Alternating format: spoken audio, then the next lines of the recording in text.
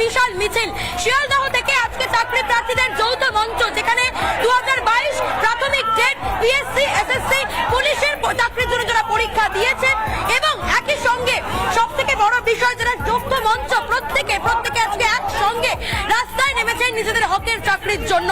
মুখ্যমন্ত্রীর হাতে 10 লক্ষ শূন্যপদ রয়েছে। বারবার যেখানে তিনি নিয়োগের কথা বলেন, সেখানে কেন এখনো পর্যন্ত বাংলার এই ছেলে মেয়েগুলোর হাতে নিয়োগ নেই, হাতে চাকরি নেই? উল্টে তাদের হাতে খালি হাড়ি নিয়ে রাস্তায় নামতে হচ্ছে। কারণ তারা বলছেন সেই হাড়িতে যে তারা চাল কিনে ফুটিয়ে খাবেন, সেই টাকাটুকু তাদের নেই।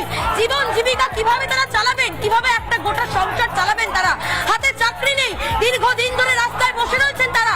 আর কতদিন এইভাবে রাস্তায় বসে থাকতে হবে?